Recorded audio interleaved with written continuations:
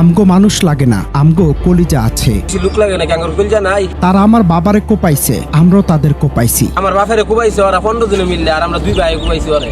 না, এটি কোনো সিনেমার সংলাপ নয়। র্যাবের হাতে গ্রেফতার হওয়ার পর সাংবাদিকদের সামনে দাঁড়িয়ে অত্যন্ত নির্ভাবনায় এভাবে নিজের রোমহর্ষক অপরাধের সাফাই গাইছিল এক ঘাতক।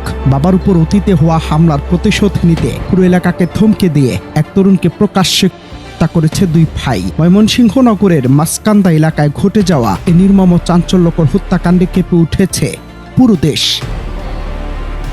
খালি যে বাইরে আর ভাই আমার বাড়িঘর পুরাইছে, আমি মারছি, এলাকা আমার বাড়িঘর পুরাইব, আমার ঘর তো লুটপাট করার রইব। আমার বাড়িঘর পুরাইছে, কোনো আইনের লোক তো পাইলো না আমার বাড়িঘর বাঁচাইবার লাগিয়া। পুরানে আমি তো আসামি, আমার তো ধরছে বারবার। কোনো আইনের লোকে ও যে নিরীহ খালি ওই জুলুম সবল করে পাইতো না। অত্যন্ত নৃশংসে হত্যাকাণ্ডের খবর ছড়িয়ে পড়তে মাঠে নামে র্যাব 14। সিসিটিভি ফুটেজ বিশ্লেষণ এবং অত্যাধুনিক তথ্য প্রযুক্তির সহায়তায় ঘটনার মাত্র 8 ঘন্টার মধ্যে প্রধান অভিযুক্ত আব্দুল মালেককে রঘুরামপুর এলাকা থেকে গ্রেফতার করে আইনশৃঙ্খলা বাহিনী। প্রাথমিক জিজ্ঞাসাবাদে খালেক অকপটে স্বীকার করে তার অপরাধের কথা। তদন্তে জানা যায় এই হত্যাকাণ্ডে সরাসরি 4 জন অংশ নিয়েছিল, যাদের বাকিদের ধরতেও চিরুনি অভিযান চালাচ্ছে প্রশাসন।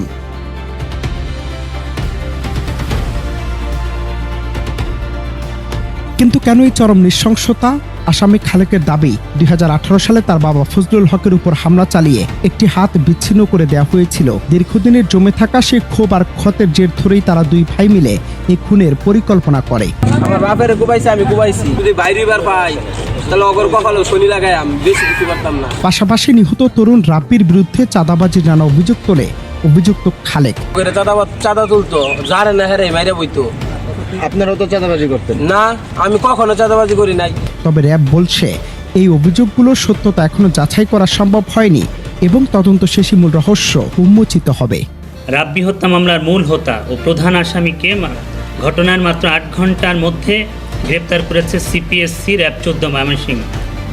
গোপন সংবাদের ভিত্তিতে এবং তথ্য প্রযুক্তির সহায়তায় একটি চৌকস আভিযানিক দল অভিযান চালিয়ে আসামিকে আইনের আওতায় আনতে সক্ষম হয় এবং আসামি স্বীকার করেছে যে এটির সাথে তারা আরও 4 জন জড়িত ছিল। সঙ্গত কারণে এই নামগুলো আপাতত বলছি না, এবং এটির নেপথ্যে আরও 7-8 জন জড়িত ছিল।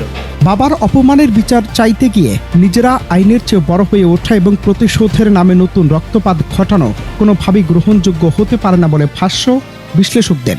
রক্তের বদলে রক্ত আর অপরাধের বদলে অপরাধ কখনোই সভ্য সমাজে শান্তি এনে দিতে পারে না। আজ প্রতিশোধ নিতে গিয়ে একটি পরিবার হারিয়েছে তাদের সন্তানকে, আর অপরাধী যুবকরাও নিজেদের ঠেলে দিয়েছে এক অন্ধকার অনিশ্চয়তার দিকে।